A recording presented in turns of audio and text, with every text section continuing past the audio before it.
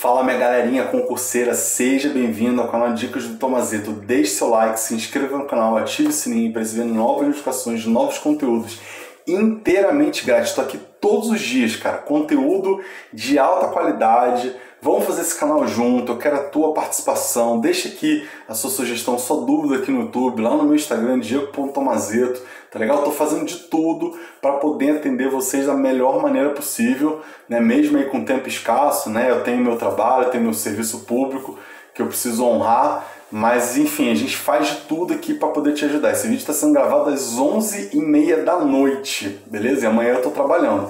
Mas eu preciso fazer isso justamente para te mostrar que você também precisa estudar, né? E infelizmente a gente tem que sair um pouco da nossa zona de conforto para querer alguma coisa, tá legal? Então a nossa ideia é justamente não só passar conteúdo, mas te mostrar o que você precisa fazer, tá legal? Então galera, é o seguinte, o que a gente vai falar hoje? Tá? A gente vai dar continuidade à Lei Complementar 840 de 2011.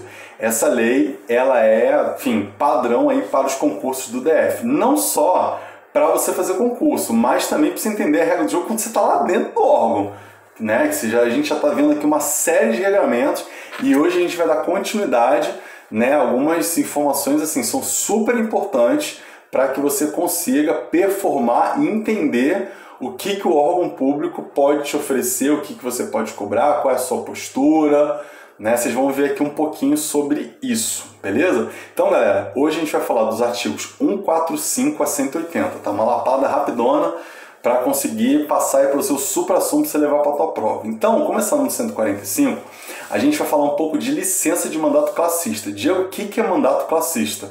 É um mandato que você performa em uma federação, confederação, sindicato, tá legal? Essa licença, ela é devidamente considerada como efetivo exercício, tá legal? Bom, o que acontece? Aí tem uns números aqui que são chatinhos, mas cara, eu não tenho como esconder a realidade, você precisa saber, né? Pode ser que caia? Pode ser. Pode ser que não caia, a probabilidade é muito grande, mas, meu amigo, não dá para garantir. Se o cara cobrar, você não tem como alegar aí fuga ao edital, tá? Então vamos lá, vamos aos números.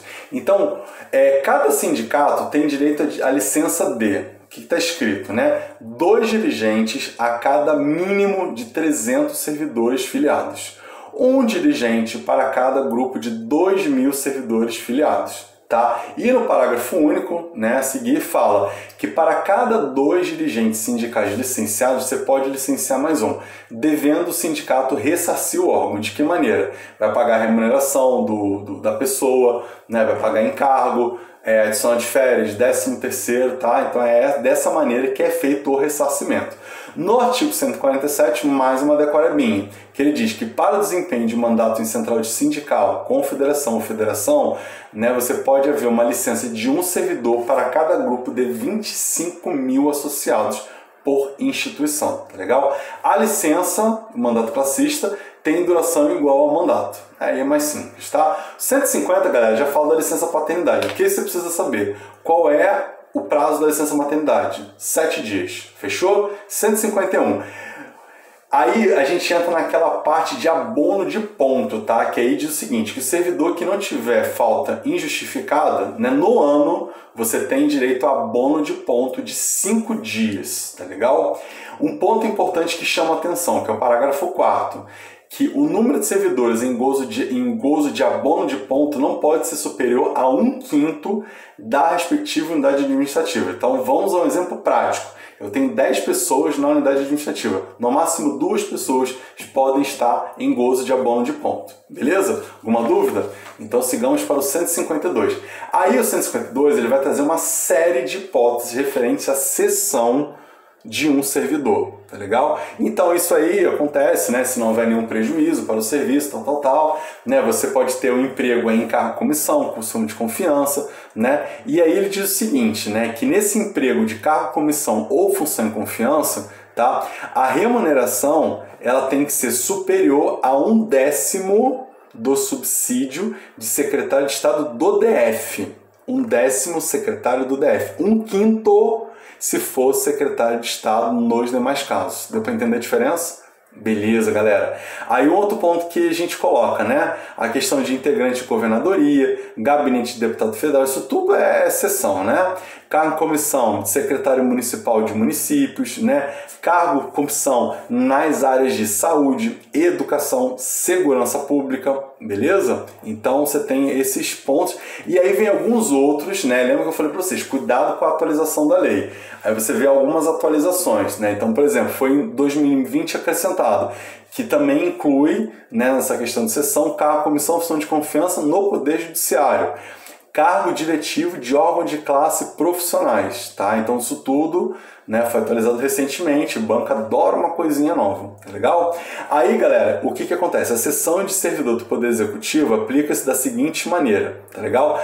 No caso da Câmara Legislativa, é outra decoreba, isso aqui é chato pra caramba, ó. No caso da Câmara Legislativa, podem ser cedidos até 5 servidores por gabinete. Câmara Legislativa, até 5 servidores por gabinete. No caso do Congresso, até 2 servidores por gabinete de deputado. É complicado, mas tá na lei, meu parceiro, não tem muito pra onde correr. A sessão de servidor, essa é mais fácil, né? Quem é que pode autorizar a sessão? O governador, né, do Poder Executivo, né, o governador do DF, presidente da Câmara, presidente do TCDF. Bem simplesinho isso aqui. Aí, parágrafo 4º, o servidor tem garantidos todos os direitos referentes ao seu cargo efetivo. Ele está cedido, mas ele tem direito ao que está lá no cargo efetivo. Fechou? Beleza. Quando que termina a sessão? No 153. Com a exoneração do cargo, certo? Revogação da autoridade competente. Aqui é bem tranquilinho, tá? O ônus da sessão, galera, conforme o artigo 154, em regra, é da unidade sessionária. Salvo... Aí a gente vai, ó, em comissão de administração direta, autárquica, funcional de qualquer dos poderes do DF. Nesse caso, não é da cessionária, é da cedente. Ou seja, quem cede, paga. Cessionária é aquela que recebeu o servidor. Fechou? Show de bola. Tá. Aí a gente já vai para o parágrafo 2º. Olha que interessante isso aqui, tá? Havendo atrasos superiores a 60 dias do ressarcimento, a sessão tem que ser revogada. Sessão tem que ser revogada. 60 dias de atraso. Na verdade, superior a 60 dias. Beleza? Sigamos? Então vamos com tudo. Aí, galera, vamos até o parágrafo 4º, tá? Que me chamou a atenção. Que independentemente da contraprestação de serviço, se a soma das horas de trabalho não superar 44 horas semanais, a gente está falando de acumulação de cargos, tá? Aí ele tem direito a remuneração dos 2 cargos, tá bom? Fechou? Aí o que acontece? Um ponto importante, que o servidor, ele quando está em cargo comissionado ou função de confiança, ele é afastado das suas atribuições do cargo efetivo, ele não tem atribuição no cargo efetivo, tá? Ele vai para o comissionado e para a função de confiança dele, tá? Aí, galera, o que acontece? Existe no 157 algumas disposições sobre exercício em outro órgão, tá? E isso acontece de que maneira, né? Você fica à disposição de outro órgão por qual motivo? Primeiro, interesse do serviço. Segundo, deficiência do pessoal de órgão, né, daquele órgão. Requisição do presidente da República. Requisição do TSE ou do TRE-DF. Requisição da Câmara do DF. Requisição para exercer cargo diretivo de Conselho Federal. Enfim, são algumas hipóteses. Não sei se de repente vale a pena decorar, mas vale a pena você entender, né? De repente você consegue de maneira lógica entender como, né, quais seriam as hipóteses de disposição, né, do servidor para outro órgão. Fechou? Bom, galera, é o seguinte, sigamos agora, já vou lá para o 158, por artigo, tá legal? O que acontece? Ao servidor investido em mandato eletivo, aplicam-se as seguintes disposições, tá? O que acontece? Tratando-se de mandato estadual, federal ou distrital, o servidor fica afastado do cargo. Tratando-se de mandato de prefeito, lembra isso do direito constitucional? Então ele fica afastado. Prefeito, você pode optar pela remuneração, beleza? No vereador você tem 2 possibilidades. Se você tiver compatibilidade com o horário, você consegue perceber as 2 vantagens. Agora, se você não tiver compatibilidade, né, você vai faculta o cara a optar pela remuneração, ou a de vereador ou a do cargo, né, efetivo dele, tá legal? Bom, um ponto importante, tá? Achei isso meio diferentão, que é o parágrafo 1º do 158. Ele diz o seguinte, que o cara teve um mandato, tá bom? Desse mandato, até 1 ano após o término, ele não pode ser redistribuído. Então, um ano após o término do mandato, ele não pode ser redistribuído. Fechou? Galera, 159 é afastamento para estudo no exterior, tá? Então vamos lá, o que acontece aqui?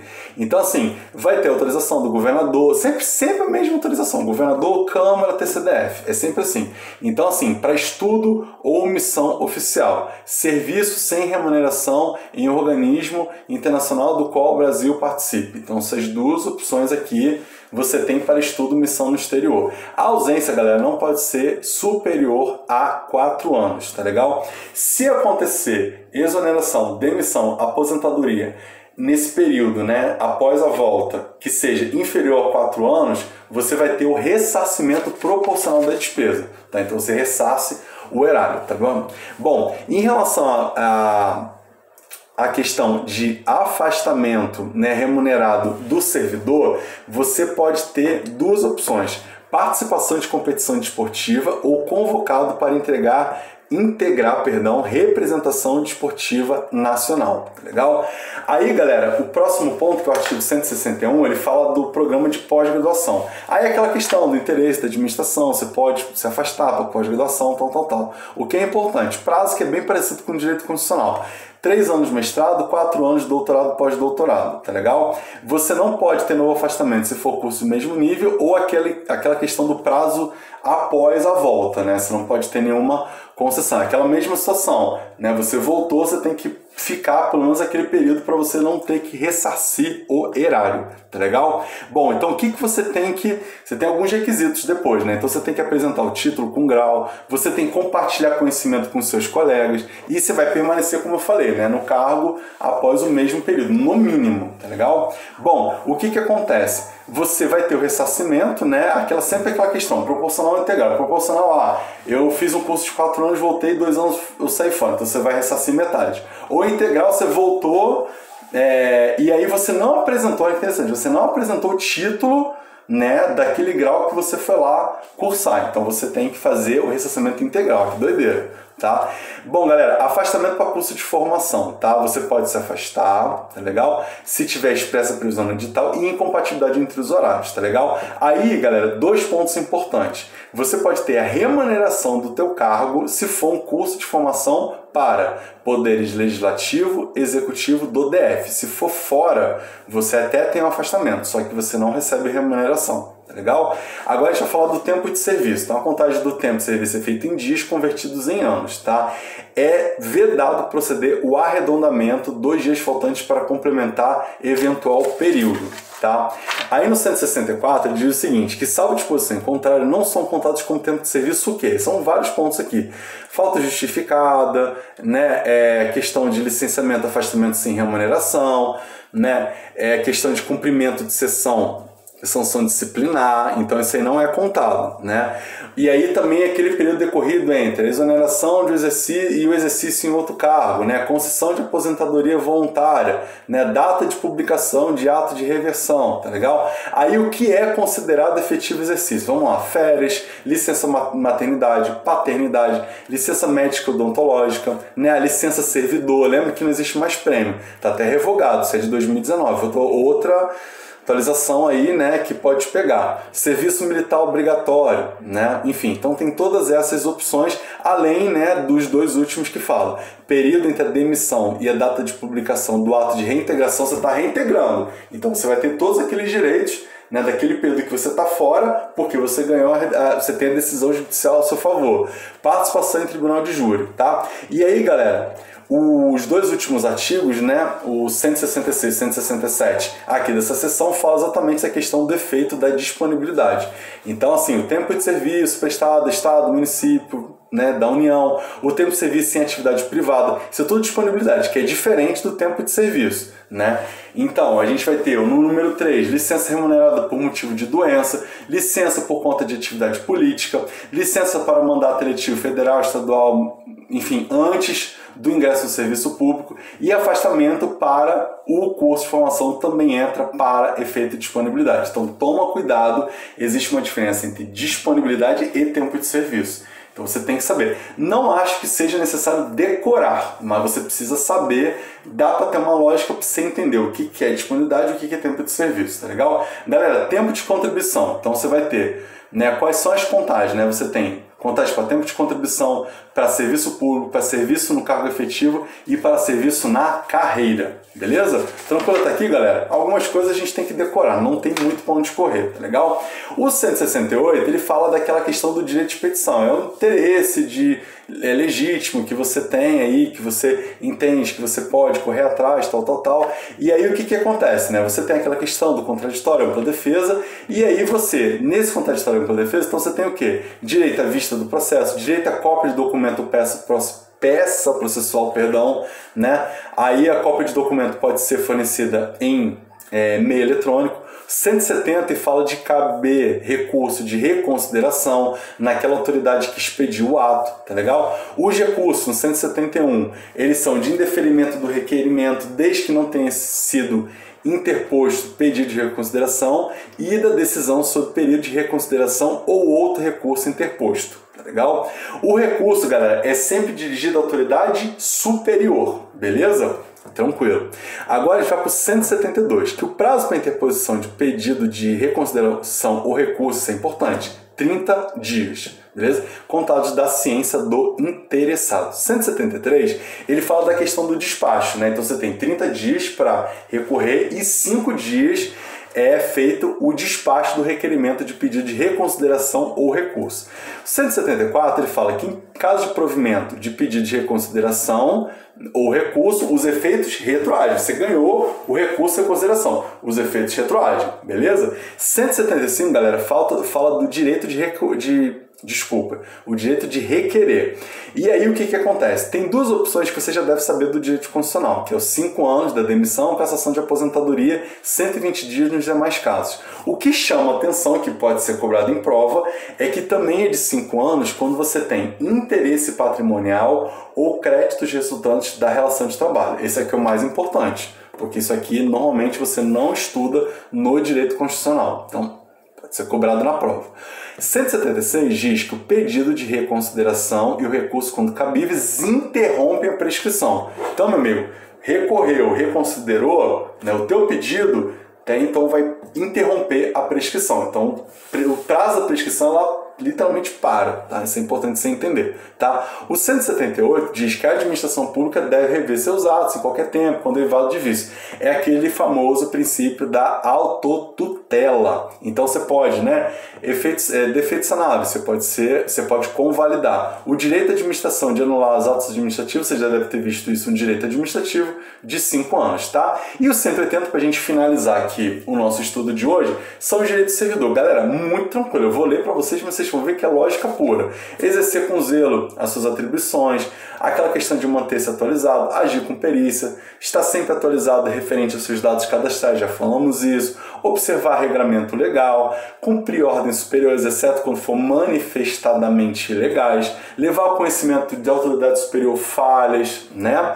Você vai representar contra ilegalidade, vai zelar pela economia, vai guardar sigilo, vai ser leal, assíduo, né? Conduta, também interessante. A questão da suspeição e do impedimento quando for o caso, questão de civilidade, questão de presteza. Então aqui é bem tranquilinho, tá legal? Então, galera, é isso. O vídeo acabou ficando um pouquinho longo, né? Eu tentei passar o máximo de informação. Realmente é uma parte, assim, que para descer não é tão fácil, mas enfim, galera, é isso, tá? É isso que é cobrado na prova. O serviço público é muito bom, só que você precisa ser competente para entrar. Então, infelizmente, né, passam os melhores e nem sempre a gente vai entender o que preza a lei. A gente vai, às vezes, ir na decoreba, não tem jeito, tá? Eu não entendi, cara, decora. Lê 4, 5, 6 vezes, vê meu vídeo aí umas 3, 4 vezes, que isso pode te ajudar na hora da prova. Pode ser o seu diferencial. Entenda o seguinte, é difícil para mim? Cara, é difícil para todo mundo. Então isso pode ser um diferencial na hora da prova. Se aquilo for cobrado, eu sei, o meu concorrente não vai saber, beleza? Por hoje é isso, um abraço, valeu, fui!